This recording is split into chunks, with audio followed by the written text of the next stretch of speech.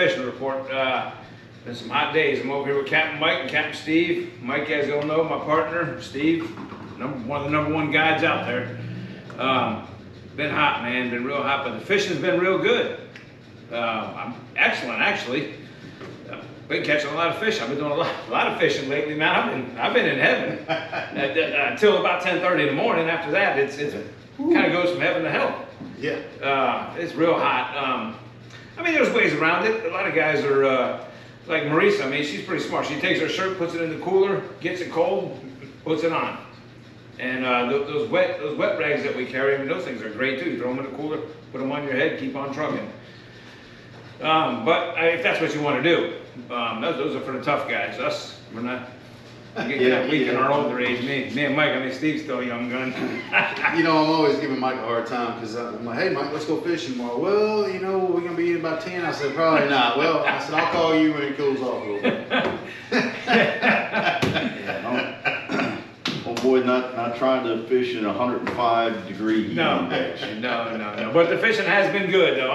And these guys here tell you about it, man. Steve, what you been doing, son? Well, as we all know, the shiner bite is always good. Early mornings till about 10 o'clock, just like Captain Mike said, till about 10 o'clock, the shiner bite's phenomenal.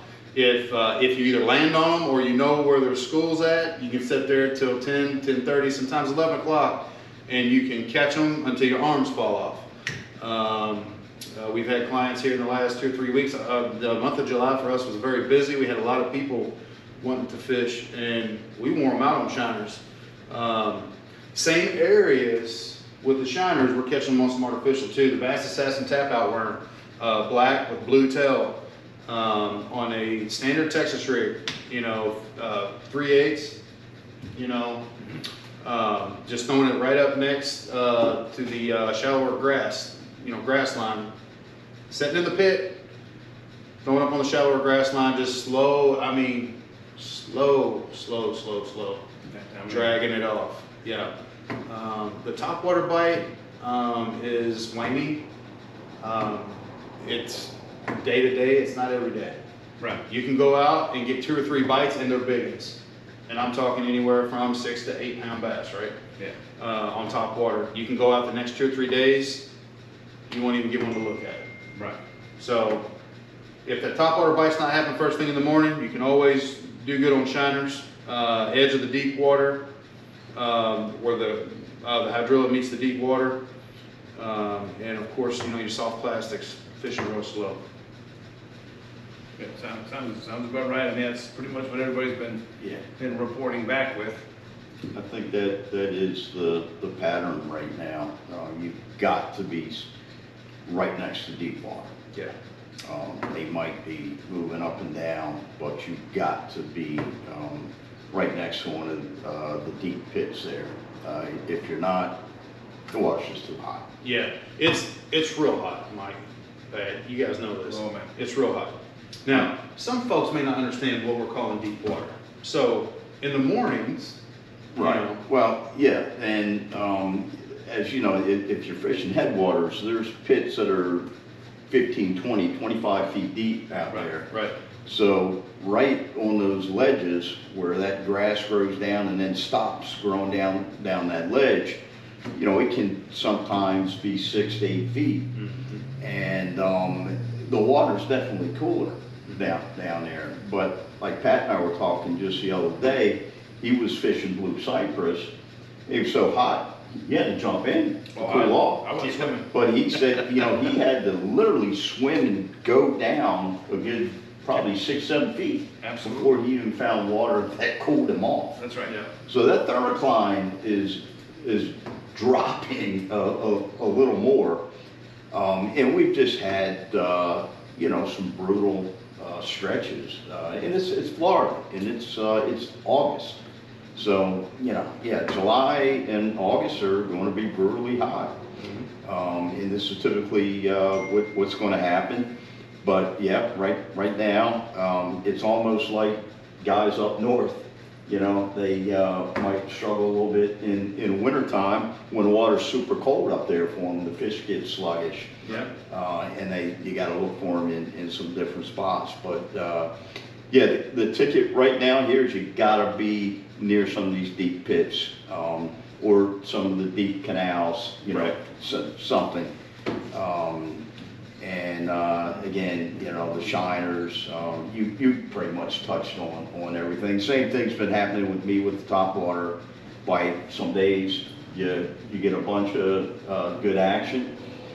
Other days they're just not looking at it. But just try to hit it as early as possible. It seems Oh, yeah. like, Yeah. you know, even, well, it's still a little bit dark out, so Yeah, it's I important to get that real early, and that, Mhm. well, you know, even on Garcia and Blue Cypress, it's been there, the top water bite's there, but if you're not there super early, it doesn't last long. Yeah, short-lived. Yeah, very short window Short-lived, for right. that. Something else that we've been seeing here, and a lot of people are fishing, you know, the stick marsh is starting to come back up a little bit. You know, they drained it to try to introduce some grass into it and whatnot, but they're starting to put some water back into it. The water level has come up a little bit. We're supposed to start filling it back up this month, so hopefully that's panning out. But if you come off the 45 canal, from the flagpole, the 45 canal, and where it bends hard left, and then you go along that long straight stretch, there is there's the berm over there. It's the southeast corner of Stick Marsh where the gates are that come from the Garcia Canal into Stick Marsh. If there's a landing over there where you can pull your boat up on that landing, park your boat, get out, go over there, check it out. If that water is moving from that Garcia Canal into Stick Marsh, you can crush them there. You can sit right there on the bank, and if you're not from here, you can have the best fishing experience that you've ever had in your life. Off the bank. Absolutely. So, Absolutely. you know, until the water gets up, there's still a lot of stumps showing and stuff out there. A buddy of mine went out there in a mud boat the other day. He said the water has come up, but it's still really, really shallow. I would advise putting your fiberglass bass boat in there. Do not do that. You're going to tear something up. You're going to tear something up. But Not worth the risk, wait it out. right.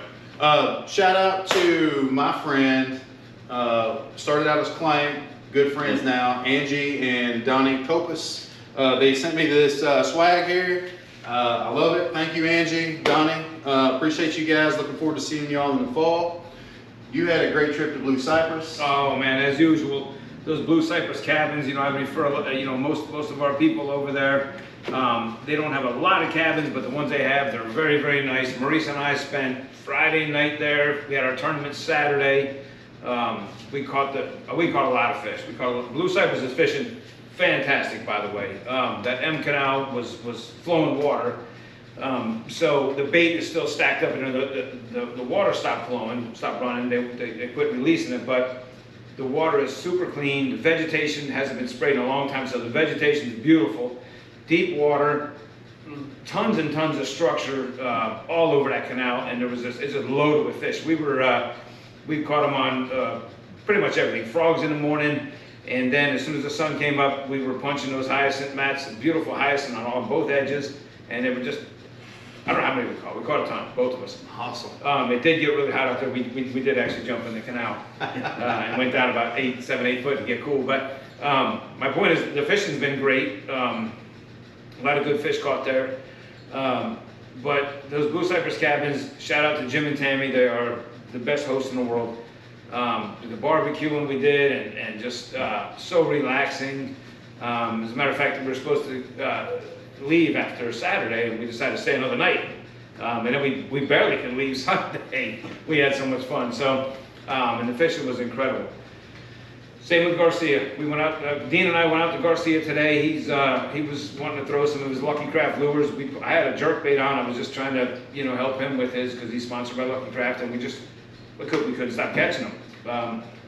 I don't know how many we caught. We caught a bunch of them, and the trolling motor wasn't even working. We were just drifting, and we're still whacking them, cutting across some of that open water with the suspended hydrilla.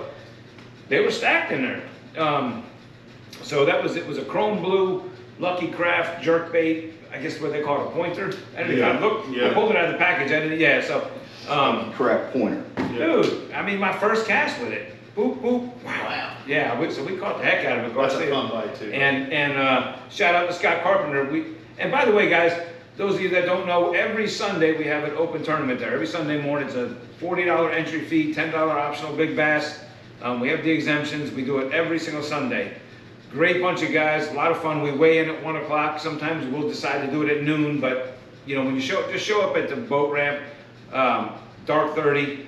We take off a safe light. We weigh in at 1, sometimes at noon, depending on what everybody wants to do. It's a lot of fun, and Garcia's fishing really good. Shout out to Scott Carpenter. He got a just shy of a 10-pounder the weekend before last out of Garcia. Long overdue for that fella. Yeah, it was. Good fella. You know, I love the guy to death, but Good fella. you know, me and Marisa would have won, but he caught that joker at like 12:36, and then And it was hot too, wasn't it? Gave us second place. Yeah, And it was hot. blazing hot. It was hot. So anyway, everywhere's fishing good. I haven't heard much about Kenansville, but Blue Cypress is definitely fishing good. Promise you all that. Yeah, we're already taking dates for the fall and winter time. Yeah. We're already filling up dates for fall and winter time. Fill up quick. Yeah, and they're filling up quick. So if you guys are interested, let them know where to get a hold of us. Yeah, well, as you know, you can reach us at flbigbasadventures.com, or you can also do so directly through the shop here at fellsmerefishinghq.net, or simply call the shop as well, or call us directly. Yeah, and if you're on Facebook with me, you can direct message me, and we can work it out that way as well. But dates are filling up fast. I've got, several dates already. I know you got several dates. And, Yeah, and Steve's got a new motor that just. I'm not letting that out of the bag yet. I'm not letting that out of the bag. He's gonna need some help breaking that in. Yeah, I got to break in a new motor. I should be getting it this week. So Yeah. should be done this week. So I'm kind of excited about that. Oh, yeah. Hopefully to get that legend out of there. Yeah, baby. Out of the hole nice and easy. Yeah, baby. It'll be nice. It'll be nice. Can't beat the hole on a legend. I'll never get rid of it unless I crash it. So We ain't gonna do that. We ain't gonna do that. All right, guys. Well, thank you all for watching. Yeah. Don't forget to subscribe, hit the like button. We keep doing these fishing reports. We'll do them a lot more often now. I mean, yeah, we're gonna start picking up. yeah, Yep. yeah, for sure. Once this cooler weather sets in, Oh, then it's gonna be. we'll start fishing a lot more than what we are now. So at least I know I will be. Yeah. I'll let you know what's happening till then, big dog. Come on, baby. All right, guys. Thank you very much. All right. Tight lines. Thanks, guys.